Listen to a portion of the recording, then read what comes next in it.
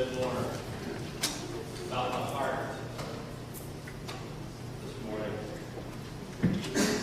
Grace read the parable of the tares, or parable of the weeds, as we would probably call it today. We have an opportunity to maybe do a little self-examination before we come to the Lord's table. So I grew up in northwest Iowa, in a land of plenty, fields that were bursting forth with golden grain every harvest time, every fall. It always amazed me. And it still does when I go back to visit that great harvest that comes in the fall of every year.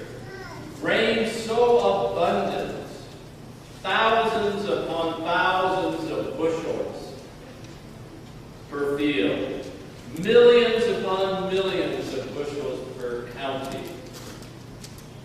And as I would drive down those roads or just sit and watch these monstrous combines rolling through these fields, this golden grain coming forth, the chaff being winnowed out, and nothing but that pure golden grain just filling wagons upon wagons upon wagons, going to market. My parents were both raised on farms like these. And they had friends who continued to farm. One of whom, a dear friend, who just passed away in the last few years. Remember, they used to ask him, his name was Dale. And they'd like to tease him a little bit. And say, Dale, I mean, what have you been doing this week? What have you been up to? Are you working? And he would often reply with kind of a wry grin. Oh, he said, nothing much, just feeding the world. And it's true. I mean, northwest Iowa is such a rich, fertile land. They produce so much grain that literally they do feed a large portion of the world. The farmers of Iowa take great pride in their ability to do just that. Bring in such an enormous harvest. But it does not come without some work, without some toil, without some warfare. What do you mean, John, warfare? Well, there's a battle that goes on every single year, year after year. It's a battle of the weeds. Battle of the weeds. When Lori and I, my wife and I, first got married, we lived in southeast Colorado, in the tiny town of Fowler. Anybody know where Fowler is? Southeast of Pueblo on Highway 50. Don't blink or you'll miss it. Tiny little town, but it says in the Arkansas Valley, another fertile area. But here in Fowler, there wasn't a lot of things going on that were all that newsworthy. They did run a weekly newspaper. Remember one summer they printed a front page headline. Front page, right at the top, big bold letters. And it read, Battle of the Weeds. That was the news for the week. There was a battle of the weeds going on. And the story was that the town council had gotten together, and they had noticed some of the lawns, some of the property around town was looking awfully weedy.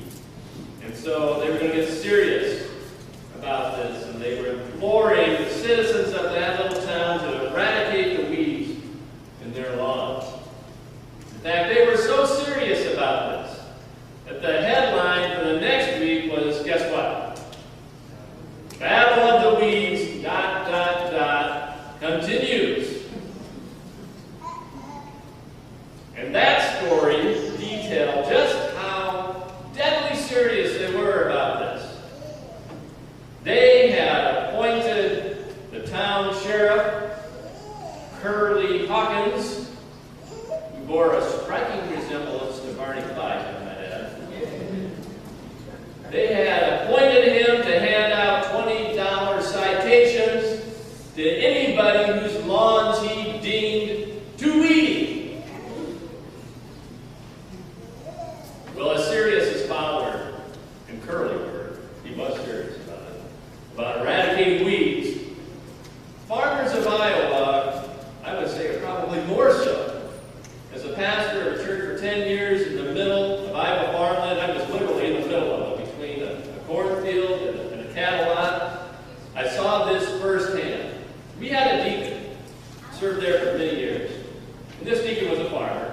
And he had contracted with a Japanese company to grow a special kind of soybean, I guess they use for making tofu and other soy products.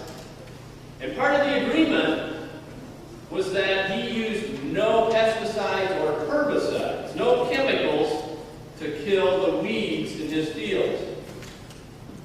Well, that was all fine at first, until his neighbors started noticing after a few years that many of his fields were getting awfully weedy.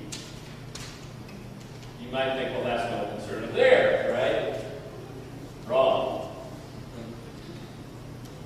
You see, these neighbors had worked for years, some of them decades, to get rid of many of the weeds that were now making a comeback in this deacon's fields. They were not happy. Angry phone calls in the middle of the night, threats of lawsuits, and outright shunning by some of this farmer, this deacon, was the result. You see, they felt that this weed growth were allowed to continue. It might take over not just his field, but their entire county. They were deadly serious about the weed problem.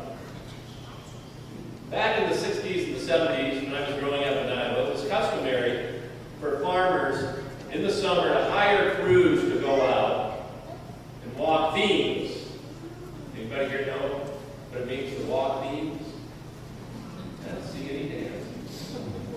No, it's not putting beans on the leashes and walking them around. Walk beans meant that